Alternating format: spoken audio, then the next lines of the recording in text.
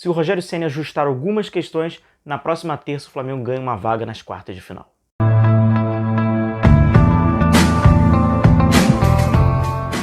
Fala pessoal, tudo bem? Sejam bem-vindos, eu sou o William Godoy. Falar um pouquinho com vocês sobre esse jogo. Racing Flamengo terminou 1 a 1, vou trazer a análise tática, vou trazer as ilustrações da partida, a gente vai falar e estudar um pouquinho do que foi essa partida. E antes de começarmos, pedir para você deixar o seu like e a sua inscrição. Eu conto com a força e com a ajuda de vocês.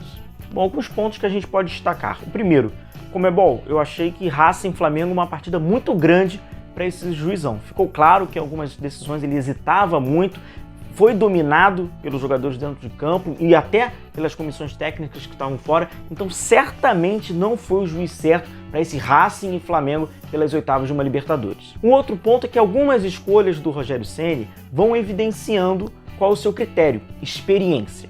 O René ser improvisado pelo lado direito, vou até trazer para vocês a análise, o Flamengo fica um pouco capenga, apesar que o René não tenha comprometido tanto, né, dadas as devidas proporções, ele por ser um canhoto, só jogando pelo lado direito, não é que ele não comprometeu o lado do Flamengo, mas é evidente que se fosse um destro por aquele setor, certamente o Flamengo teria um prosseguimento melhor na organização ofensiva, porque ele estava um pouco torto. E um outro exemplo que vai fortalecendo essa escolha pelos jogadores experientes é o Léo Pereira, uma vez que o Nathan segue no banco de reservas e o Léo Pereira é o preferido do treinador Rogério Ceni. E o Rogério armou o Flamengo num 4-2-3-1.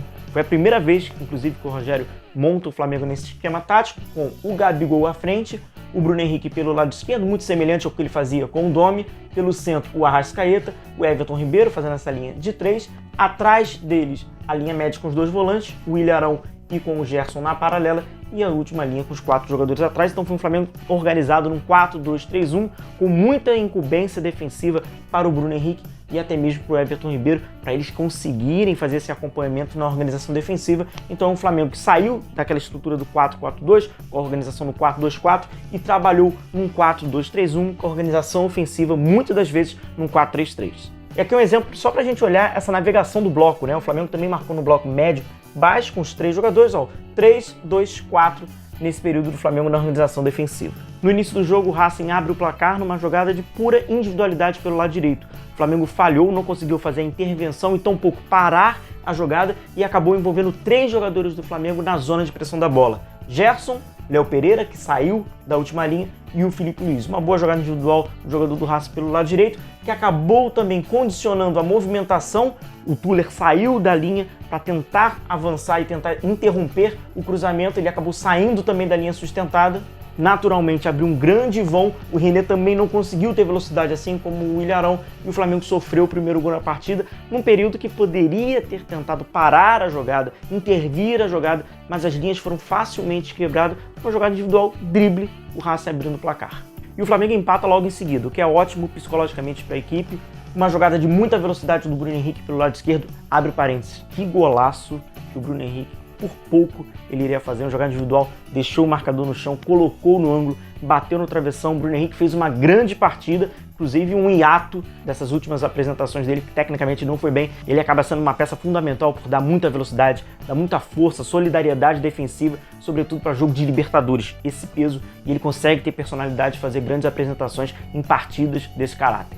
O Bruno Henrique vai avançando com velocidade, dá uma assistência de 3 dedos, com a força correta, com a direção correta, e o Gabigol, que faz um movimento de centroavante, escora, gol escancarado, Flamengo 1 a 1, excelente jogada individual do Bruno Henrique pelo lado esquerdo, e a dupla Bruno Henrique e Gabigol funcionando mais uma vez na Libertadores. Mas foi um jogo muito estudado, um jogo até meio físico. Como a gente observa o Racing colocando 7 jogadores no campo de defesa do Flamengo, e isso acabou induzindo o Flamengo a alguns erros. Provocar o erro do adversário é uma arma e a gente não pode ignorar isso. E o Racing tenta, com uma marcação com muita pressão, com uma marcação muito ativa, condicionar o Flamengo a errar em um período da transição, nesse período ainda de organização. Então a gente observa 7 jogadores do Racing, 2 muito próximos ao portador da bola, que é o Arrascaeta e o Everton Ribeiro, que foram muito bem marcados, sobretudo quando o Flamengo tentava condicionar o seu jogo ao centro do campo. Porque o Racing, a gente vai observar nas próximas telas, quando estava na organização defensiva, ele concentrava o seu jogo ao centro, obrigando o Flamengo a abrir, usar apenas os corredores de força, os corredores de velocidade, as laterais. Então a gente observa o Racing tentando induzir ao máximo o Flamengo a errar nesse período da transição ofensiva. E não há equipe que consiga ficar confortável sendo marcada ativamente por muita pressão. Olha quantos jogadores do Racing tem nesse frame, são 7 jogadores do Racing e 4 jogadores do Flamengo no período ainda de organização, sobretudo para jogadores como o Tuller, que tem dificuldade, o Léo Pereira, falta muita confiança, segurança, o René, improvisado pelo lado direito, então um canhoto trabalhando pelo lado direito para trabalhar a bola, possivelmente, a grande maioria dos seus passes, natural que sejam por dentro, porque ele não vai conseguir dar passes externos, uma vez que a perna forte dele está para dentro do campo. Então o Racing, que tentou encurralar muito o Flamengo, isso deu dificuldades. Porém, e até por consequência, o Flamengo trabalhou muito com o Diego Alves nesse período que o Racing esmagava, em aspas, o Flamengo, tentava encurtar essa saída de bola. O Flamengo não tinha espaço para abrir, para alargar esse campo e até mesmo dar profundidade. Recuar para o Diego Alves era uma forma dessa linha do Racing, com os 4 jogadores do meio, até mesmo os 2 da frente, saírem do seu campo defensivo, irem até o Flamengo para o Flamengo tentar uma bola mais longa. E essa bola mais longa, ela tem o destino no Bruno Henrique, que tem muita impulsão, então consegue vencer essa bola para o Flamengo brigar por uma segunda bola. Então, sobretudo no primeiro tempo, quando o Racing tentava com muita marcação muito ativa, o Flamengo, para dar a largura e comprimento ao time, levava para o Diego Alves e ele então tinha a incumbência, a origem de dar essas bolas um pouco mais longas. E num determinado momento da partida, cerca de 70 minutos, o Flamengo foi dominando a equipe do Racing, foi tendo mais volume de jogo e fisicamente parecia estar melhor. Uma vez que uma equipe vai pressionando, vai fazendo uma marcação muito ativa, é natural que tenha instabilidade. Não há equipe que vá conseguir manter 90 minutos de marcação sob pressão. E neste período que o Racing começou a afrouxar, em aspas, a sua marcação, o Flamengo foi criando volume, foi melhorando. Mas aqui a gente vê, e isso eu acredito que seja um indício para a partida de volta no Maracanã.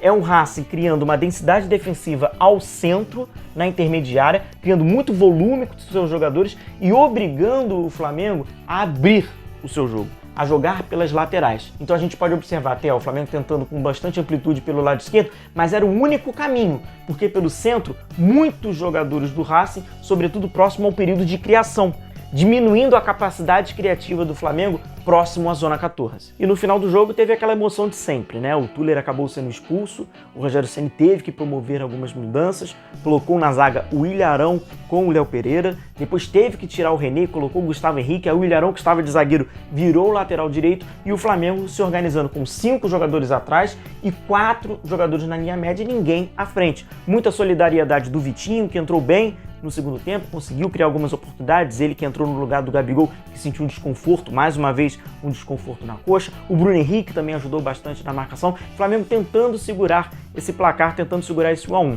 E além do Tuller, quem foi expulso foi o Natan, que estava no banco de reservas, deve ter falado algo para o árbitro, alguém caguetou, ou o árbitro mesmo ouviu, e levantou o cartão vermelho e foi expulso, não podendo enfrentar o Racing, não podendo ser uma opção do Rogério Ceni para o próximo confronto. A grande questão do Flamengo fica clara, que é o sistema defensivo, sobretudo a dupla de zaga.